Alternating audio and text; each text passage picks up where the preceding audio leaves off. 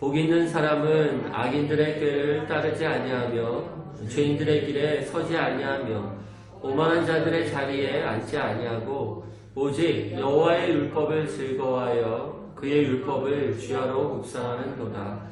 그는 시냇가에 심은 나무가 철을 따라 열매를 맺으며 그 잎사귀가 마르지 아니함 같으니 그가 하는 모든 일이 다 형통하리로다. 악인들은 그렇지 아니하며 오직 바람에 나는 겨와 같도다. 그러므로 악인들은 심판을 견디지 못하며 죄인들이 의인들의 모임에 들지 못하리로다. 무릇 의인들의 길은 여호와께서 인정하시나 악인들의 길은 망하리로다. 아멘. 우리는 한 해를 시작하면서 복 있는 사람, 복 있는 사람의 삶이 어떠한지를 우리 다 같이 살펴보고 있습니다. 시편 1편은 이 복 있는 사람의 삶의 비결을 우리 가운데 알려주고 있어요. 3절에 보면 그는 시냇가에 심은 나무가 철을 따라 열매를 맺으며 그 잎사귀가 마르지 아니함 같으니 그가 하는 모든 일이 다 형통하리로다. 결론적으로 복은 어디에 달려있냐면 이 하나님과의 관계에 달려있다, 이렇게 얘기하고 있는 겁니다. 마치 시냇가에 심은 나무가 그 물로부터 생기, 물을 이렇게 빨아들이는 것처럼 하나님과 좋은 관계, 건강한 관계를 갖고 있는 사람은 하나님의 복을 받을 수밖에 없게 된다. 특별히 말씀을 통해서 하나님의 복이 그 복 있는 자들 가운데 부어진다라고 얘기하고 있는 겁니다. 말씀을 따라 경건한 삶을 사는 삶, 이것이 복 있는 사람의 삶입니다. 히브리서 12장 14절에 보면 거룩함을 쫓으라. 이것이 없이는 아무도 주를 보지 못하리라. 이렇게 얘기합니다. 여하튼 행복한 삶을 살려면 어떻게 해야 하는가? 죄를 멀리하고 하나님을 가까이 해야 한다. 이렇게 얘기하고 있어요. 행복한 삶의 비결은 죄를 멀리하고 하나님을 가까이 하는 것밖에는 없다. 이것이 중심, 이 기본에 있다라는 거예요. 기본에 있다라는 겁니다. 시편 기자는 시편 1편에서 아주 분명한 대비를 보여주고 있다고 했습니다. 복 있는 사람과 악인이 커다란 차이를 갖고 있다. 아주 분명한 대비를 보여주면서 우리 가운데 이 대비를 통한 도전을 하고 있어요. 절대로 악인의 삶을 살면 안 된다. 복 있는 삶을 살아야 한다. 이렇게 도전하고 있는 겁니다. 특별히 오늘 5절과 6절은 이 악인의 결말, 악인의 결국에 대해서 얘기하고 있어요. 악인의 결국은 비참하다는 겁니다. 악인의 결국을 우리로 보게 함을 통해서 우리에게 그쪽으로 가지 말라, 악인의 삶을 살지 말라, 이렇게 경고하고 있어요. 저쪽으로 가면 낭떠러지가 있다, 이렇게 팻말이 있는데도 그쪽으로 계속 차를 몰고 가면 결국 어떻게 됩니까? 떨어지고 말죠. 이 경고의 말씀 우리가 듣고 돌이켜서 가던 길을 멈추고 돌이켜서 주님께서 말씀하시는 그 길로 가는 것, 이것이 참된 복 있는 삶이다, 이렇게 얘기하고 있는 겁니다. 5절 6절은 악인의 결국에 대해서 이야기하고 있어요. 악인들은 이 결국을 피할 수 없다, 이렇게 얘기하고 있습니다. 5절에 보면 그러므로 라고 얘기하는 말이 그것을 얘기하고 있는 겁니다. 악인들이 이렇게 살아감으로 라는 거죠. 그래서 결국 이렇게 될 것이다 라고 얘기하는 것이 그러므로 라는 거예요. 특별히 5절과 6절은 악인의 결국에 대해서 세 가지로 얘기하고 있습니다. 첫째로는 악인의 결국은 심판 가운데서 견디지 못할 것이다. 둘째로 의인들의 모임에 들지 못할 것이다. 셋째로 아주 확실하게 도장을 찍듯이 망하리로다, 이렇게 얘기하고 있는 겁니다. 하나님께서 에덴 동산에서 선악과를 아담에게 주시면서 이렇게 말씀하셨어요. 내가 이것을 먹는 날에는 반드시 죽는다. 정령 죽는다. 이렇게 얘기하고 선악과를 주셨어요. 하나님은 어떤 행위를 우리 가운데 하면 반드시 그 결과가 있게 될 것이라고 얘기하고 있는 겁니다. 그 결과가 뭐라고 했습니까? 죽음이라고 한 거예요. 죽음이라고. 근데 마귀는 어떻게 하냐면 이렇게 말씀하신 하나님 앞에서 이 하와를 유혹합니다. 뭐라고 유혹하냐면 너희가 결코 죽지 아니하리라 이렇게 얘기해요. 그런 결과가 있지 않을 거야 이렇게 얘기하고 있는 거예요. 그러니까 마귀가 하는 게 있는데 그게 뭐냐면 미래를 보지 못하게 해요. 미래를. 원래 하나님께서 말씀하신 미래가 있는데 그 미래가 그렇지 않다 이렇게 얘기하고 있는 게 마귀예요. 뭘 보게 하냐면 눈앞에 있는 쾌락, 눈앞에 있는 자기 만족을 이렇게 추구하게 만드는 것이 이제 마귀가 하는 겁니다. 사람들은 마귀에게 속아서 하나님께서 약속하시고 하나님께서 결정하신 사항들을 보지 못하게 됩니다. 그리고 스스로 자기 자신도 속여요. 그래서 자기 자신에게 뭐라고 얘기하냐면 괜찮을 거야 이렇게 얘기하는 거죠.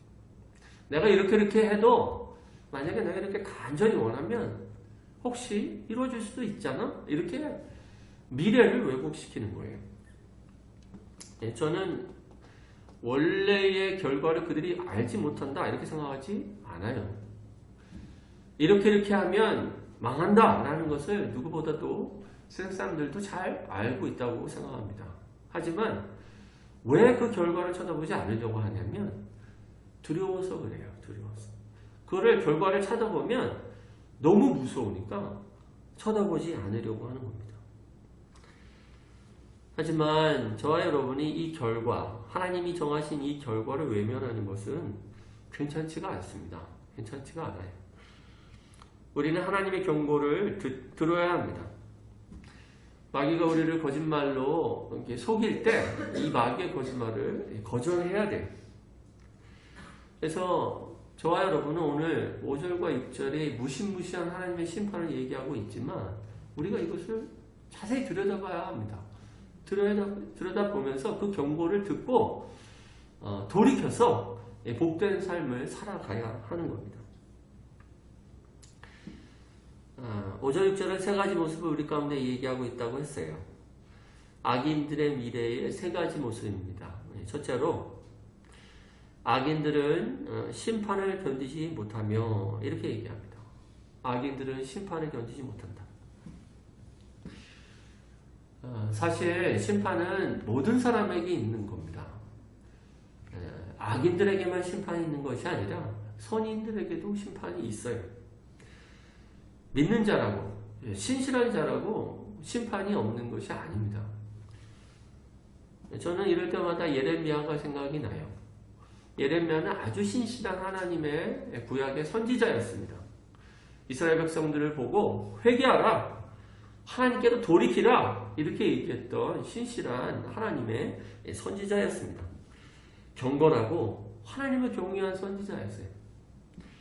근데 그도 예루살렘이 함락되고 이스라엘이 바벨론에 의해서 점령될 때, 그래서 포로로 많은 사람들이 잡혀갈 때 예레미야도 잡혀가게 됩니다. 포로로. 나는 하나님의 신실한 그리고 거룩한 백성이니까 안 잡혀가겠지 이러지 않았어요. 복 있는 사람이나 악인 모두 심판이 임해요. 근데 성경은 뭐라고 얘기하냐면 악인은 심판을 견디지 못하고 선인은, 복 있는 사람은 심판을 어떻게 한다는 거예요? 견딜 수 있게 된다는 겁니다. 악인은 하나님 앞에 정죄를 받죠. 그런데 악인은 피할 길이 없습니다. 그 가운데는 믿음이 없기 때문에, 의지할 바가 없기 때문에 시험을 견딜 수가 없어요. 결국은 하나님을 원망하고 어쩌란 말이냐 이렇게 하나님 앞에 원망하면서 하나님을 떠나갈 수밖에 없는 자들이 악인이에요. 반면에 하나님의 백성은 하나님의 심판 앞에서 피할 길이 있는 겁니다. 그는 그리스도께 피하는 자예요. 하나님의 선하심을 붙들고 하나님의 공로를 의지하는 자입니다. 믿음을 지키면서 끝까지 그 모든 시험을 이겨내가는 자, 이것이 복이 있는 사람이다라는 겁니다. 저희들의 인생 가운데 혹독한 시험이 있을 수 있어요. 시험 가운데서 우리는 우리의 믿음을 도전받습니다. 하나님이 과연 살아계신가? 나에게 관심은 있으신가? 과연 하나님은 이 문제를 해결할 능력이 있으신 분이신가? 이런 질문들을 할 때 약속의 말씀을 붙들고 그리스도를 의지하는 자들 가운데는 이 시험을 건너가게 하는 힘이 있고, 하나님의 말씀이 없는 자들 가운데는 결국 망하게 되는 이런 결말을 맞게 되는 겁니다. 둘째로 악인들의 두 번째 미래의 모습은, 악인들은 의인들의 모임에 들지 못한다 이렇게 얘기하고 있습니다. 죄인들이 의인들의 모임에 들지 못하리로다 이렇게 얘기하고 있어요. 모임은 개역 한글판에서 회중이라는 단어를 쓰고 있습니다. 회중. 회중이라는 건 뭐예요? 믿는 사람들의 모임을 회중이라고 합니다. 우리가 이렇게 모이는 이 교회, 하나님의 백성들이 모인 이 교회를 이제 모임이다 이렇게 얘기하고 있는 거예요. 악인들은 의인들의 모임에 들지 못한다. 이 말은 하나님의 백성이 누리는 복과 은총을 누릴 수 없게 된다. 이걸 얘기하고 있는 겁니다. 고린도전서 6장 9절에서 10절에서 보면, 불의한 자가 하나님의 나라를 유업으로 받지 못할 줄을 알지 못하느냐? 미혹을 받지 말라. 음행하는 자나 우상 숭배하는 자나 간음하는 자나 탐색하는 자나 남색하는 자나 도적이나 탐욕을 부리는 자나 술 취하는 자나 모욕하는 자나 속여 빼앗는 자들은 하나님의 나라를 유업으로 받지 못하리라 이렇게 얘기합니다.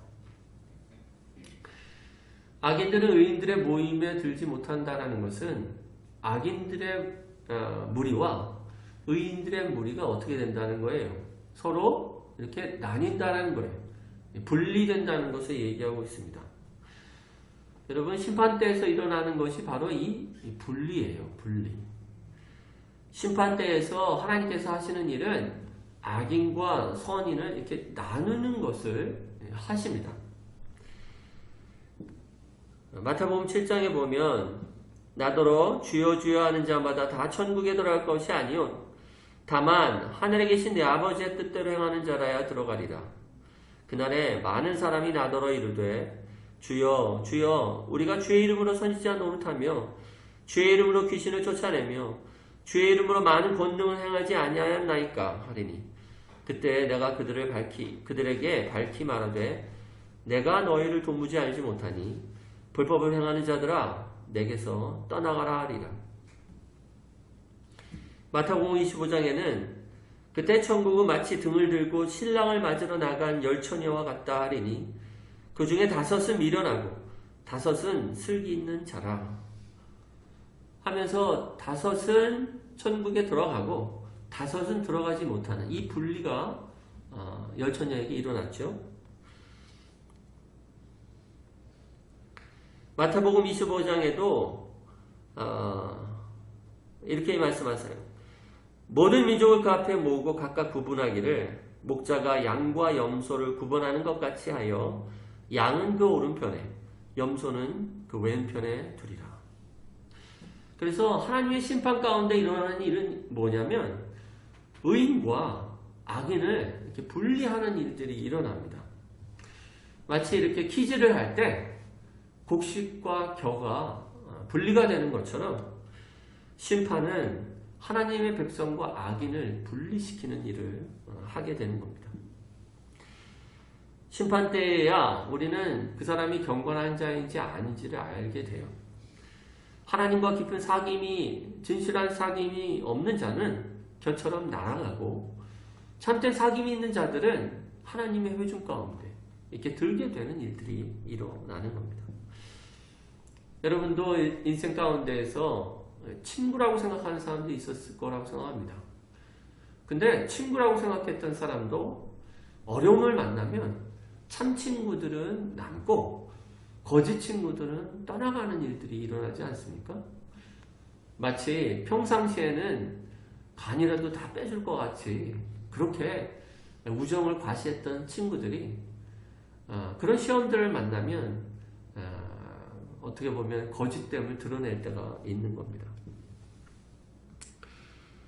저와 여러분 중에서 저는 천국에 들어가지 못할 자가 있을까 두렵습니다. 혹시 우리 중에서 하나님께 속하지 못하는 그런 사람들이 생길까봐 저는 두려워요. 거짓된 사람들은 이렇게 반응합니다. 이 말씀을 들을 때 나는 아니겠지 이렇게 반응합니다. 근데 아이러니하게도 오히려 참된 자녀들은 이 말씀을 들을 때 어떻게 반응하냐면 두려워해요. 두려워합니다. 내가 의인의 회중에 들지 못하면 어떡하지? 똑바로 살아야겠다. 돌이켜야겠다. 이렇게 두려워해요. 여러분 바울 있잖아요. 바울이 얼마나 충만하고 하나님을 섬기고 진실된 믿음을 가졌던 사람 아닙니까? 근데 그도 자기의 구원을 잃어버릴까 봐 두려워하는 장면이 있어요. 고린도전서 9장에 보면 내가 내 몸을 쳐 복종하게 함은 내가 남에게 전파한 후에 자신이 도리어 버림을 당할까 두려워함이로다 이렇게 얘기해요. 이 천하의 바울도 자기가 자기의 구원을 잃어버릴까 봐 두려워했어요. 그러니까 나는 내가 그럴 리가 없지. 나와 하나님과의 관계는 사람들이 다 몰라. 내가 얼마나 주님을 사랑하는데 나는 절대로 이런 일이 일어나지 않아. 나한테 이 말씀이 적용되지 않아 라고 생각하는 사람이 저는 거짓된 신자일 가능성이 높습니다. 하나님의 경고의 이 말씀을 들을 때 두려워하고 하나님께 어떻게든 마음을 정하려고 하는 이 심령을 갖고 있는 자들이 참된 신자예요.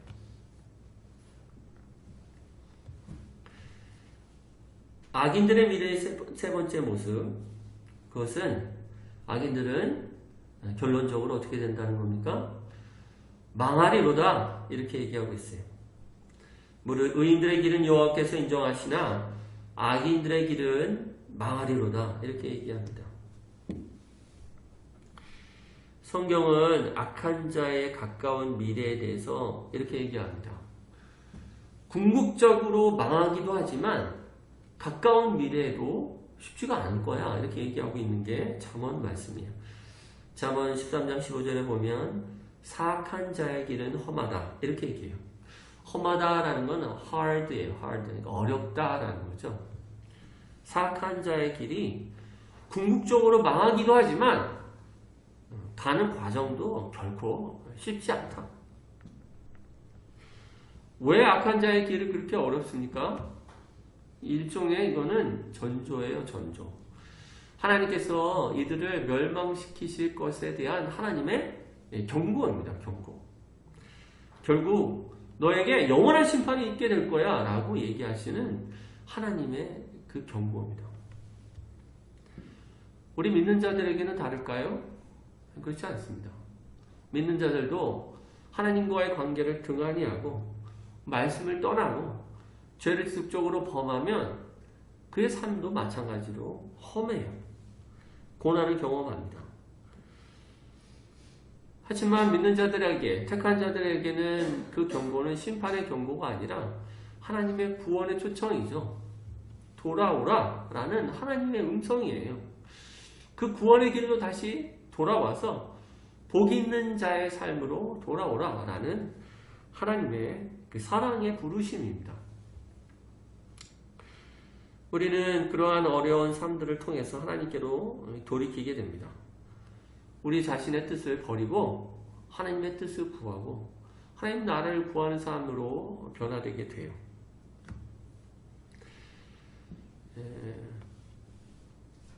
이 악인의 세 가지 결론, 결말,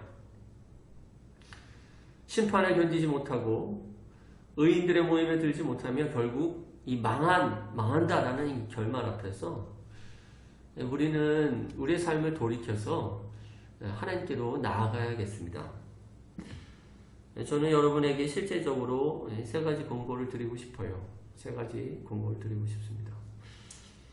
복 있는 삶을 살려면 어떻게 해야 하는가? 첫째로는 이 복음을 들어야 돼요. 복음을. 2절 다시 한번 봅시다. 2절 다 같이 한번 읽을까요? 시작. 오직 여호와의 율법을 즐거워하여 그의 율법을 주야로 묵상하는 도다. 우리가 복 있는 삶을 사는 이 시편 1편에 우리 가운데 주는 방법은 뭐냐면 복음을 들으라는 거예요. 예수님께서 40일 동안 굶주리시고 광야 가운데에서 마귀에게 유혹을 받으신 장면을 마태복음에 볼 수 있어요. 마귀가 어떻게 유혹했냐면 돌덩이를 보여주고 이 돌덩이가 떡덩이가 되게 하라. 40일 동안 먹지 못했던 예수님 앞에서 그렇게 유혹을 했어요. 근데 예수님은 어떻게 하셨냐면 이 유혹 앞에서 먼 미래를 보셨어요. 주님께서 지금 굶주리는, 지금 조금 배고픈 것보다 주님과 함께, 하나님과 함께 풍성한 식탁을 대하고 배부르게 먹을 것들을 바라보셨어요. 이사야서 25장 6절에 이렇게 말씀합니다. 만군의 여호와께서 이 산에서 만민을 위하여 기름진 것과 오래 저장하였던 포도주로 연회를 베푸시리니 곧 골수와 가득한 기름진 것과 오래 저장하였던 맑은 포도주로 하실 것이며, 예수님은 주님 하나님께서 약속하신 이 미래를 바라보시고 유혹을 참으셨어요. 예수님은 돌덩이를 보고 명령하시기보다는 어떻게 하신 거예요? 하나님 말씀을 들으신 겁니다. 사람이 떡으로만 살 것이 아니요 살아계신 하나님의 입에서 나오는 모든 말씀으로 살 것이다 하면서 그 유혹을 물리치셨어요. 하나님의 말씀을 듣기로 하셨어요. 지금의 문제를 명령해서 해결하는 것보다 하나님의 음성을 듣는 것으로 이 상황들을 이기신 겁니다. 우리는 우리의 삶 가운데서 이 악인의 삶을 벗어나서 복 있는 사람의 삶을 사는 길은 무엇보다도 하나님 말씀을 들어야 합니다. 하나님 말씀을 들어야 돼요. 복음 안에서 우리 자신의 죄인됨을 더 깊이 깨달아야 되고, 복음 안에서 우리는 예수 그리스도를 의지해야 하고, 이 복음이 날마다 우리를 먹일 양식이 되도록 하게 해야 해요. 그래서 이 복음을 의지하는 자들 가운데는 결국 어떻게 되냐면 심판이 지나쳐가는 그런 일들이 있게 되는 겁니다. 둘째로, 복음의 말씀을 저는 많이 들어야 한다고 얘기하고 싶어요. 많이 들어야 한다. 여러분이 생각하는 것보다 저는 많이 들어야 한다고 믿어요. 여기서 2절 후반부에서 어떻게 얘기합니까? 그의 율법을 주야로 묵상하는 도다 이렇게 얘기해요. 주야로라는 거는 아침 저녁 두 번이라는 게 아니라 항상이라는 거죠. 항상. 하루 종일이라는 거죠. 하루 종일 주의 말씀을 묵상한다 이렇게 얘기해요. 왜 그렇게 해야 되냐면 우리는 하나님의 말씀을 듣는 것보다 세상의 소리를 너무 많이 듣고 있기 때문에 그래요. 매스미디어를 통해서 우리는 엄청나게 세속적인 이야기들을 듣고 있습니다.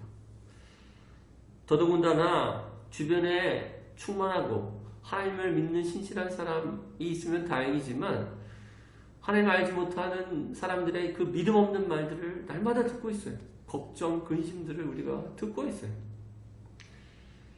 우리 속 사람은 어떻습니까? 우리 내면에서는 어때요? 우리 속으로 계속적으로 불평하고 어떤 하나님의 말씀보다는 자기의 생각들이 이렇게 떠오르는 경우들이 많이 있지 않습니까? 하지만 가장 강력한 건 뭐냐면 마귀가 우리 가운데 속삭이고 있어요. 마귀가. 교묘한 속임수로 우리 가운데 계속적으로 하나님의 말씀을 변개시키고 하나님의 뜻을 벗어나도록 유혹하고 있습니다. 예수 그리스도께서 우리 가운데 구원자가 되지 못한다. 하나님이 너의 소망이 되지 못한다. 이렇게 얘기하고 있는 이 마귀의 얘기가 엄청나게 우리 가운데 들려지고 있어요. 그래서 우리는 생각보다 하나님의 말씀을 더 많이 들어야 한다고 저는 믿어요. 시간이 여유가 있는 분들은 정말 하나님의 말씀을 많이 들어야 합니다. 다시 말하지만 생각보다 더 많이 들어야 돼. 물론 막 욕심을 부려서 나는 하루에 성경을 뭐 10장씩 읽어야지 20장씩 읽어야지 이렇게 하는 거는 좋지가 않지만 하나님의 말씀을 더 많이 우리가 갖고 있는 시간보다 더 많이 읽는 것이 좋습니다. 우리의 상황상 어떤 사람들은 하나님의 말씀을 읽기 어려운 사람들도 있을 거예요. 도저히 여건상 많은 시간들을 내기는 어려운 사람들도 있습니다. 그럴 때는 읽었던 말씀을 다시 읽으세요. 전에 공부했던 교리서를 다시 꺼내서 다시 읽고 적어놨던 설교 말씀을 다시 읽고 읽었던 경건서적 밑줄 외쳤으니까 바쁠 때 그것만 보려고 밑줄 친 거예요. 중요한 건 보려고. 그래서 읽었던 부분들을 다시 읽고 기도했던 카드들을 다시 꺼내서 다시 보고 이러면서 어떻게든 많이 읽어야 합니다. 세 번째로는 하나님의 말씀을 어떻게 읽어야 되냐면 저는 꼼꼼히 읽어야 한다고 믿어요. 저는 이걸 강조하고 싶어요. 꼼꼼히 읽으라. 꼼꼼히. 공부 잘하는 사람의 특징은 수업 시간에 노트를 잘한다는 겁니다. 저는 얼마 전에도 무슨 방송을 봤는데 누구더라? 그 박은빈이었나요? 그 사람이 이제 연기자로서 어릴 때부터 했잖아요. 근데도 공부도 잘했다고 그래요. 왜 그랬냐면 수업 시간에 수업을 빠뜨리지 않으려고 그렇게 했고 특별히 수업 시간에 그렇게 노트를 꼼꼼히 했다고 그래요. 여러분 성적을 잘 받는 비결은 뭐냐면 공부를 많이 하는 게 아닙니다. 수업 시간에 잘 듣고 수업 시간에 한 거를 공부하면 성적이 잘 나와요. 많이 알고 폭넓게 아는 것은 성적과는 무관합니다. 그 사람이 똑똑할 수는 있어요. 하지만 핵심을 벗어날 수 있다는 겁니다. 그래서 여러분이 하나님의 말씀을 들을 때 꼼꼼히 노트하고 정리하고 그리고 또 그것을 다시 보고 이것이 여러분의 신앙에서 핵심입니다. 여러분이 그냥 어떻게 보면 각자 자기 스스로 신앙생활을 해 나가겠다고 하는 것이라면 하나님의 말씀을 교회에 나와서 듣거나 배우거나 할 필요가 없죠. 근데 그렇게 하면 성적이 안 올라요. 왜 선생님이 있습니까? 중요한 걸 아는 게 선생님입니다. 선생님. 우리가 많은 교회에 교사들이 있었고 교리서들이 있고 또 작게는 한 교회 목회자들이 있어서 정말로 중요하다고 얘기하는 것들을 반복적으로 얘기하고 있어요. 그것들을 꼼꼼히 적어가고 반복적으로 읽는 것이 우리의 믿음에 가장 중요합니다. 여러분 할애를 시작하면서 수첩을 하나 사세요. 이런 수첩을 하나 사세요. 이런 수첩을. 그래서 여러분이 배우고 깨닫는 것들을 적으세요.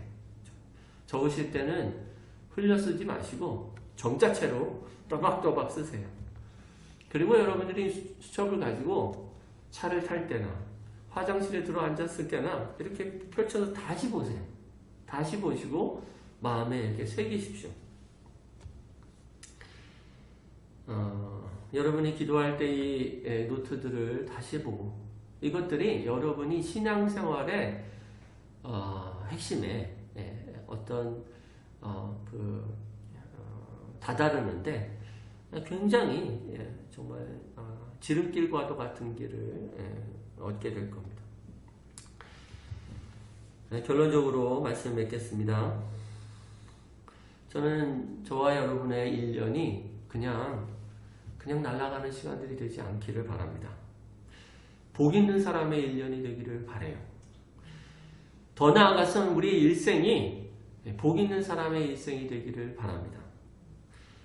그러기 위해서 우리가 하나님의 말씀을 들어야 하고 더욱 많이 들어야 하고 또 꼼꼼히 들어야 합니다. 그래서 1년이 지나면 아니 이게 좀 꽤 많은 시간이 지나면 나는 복 있는 삶을 살았다.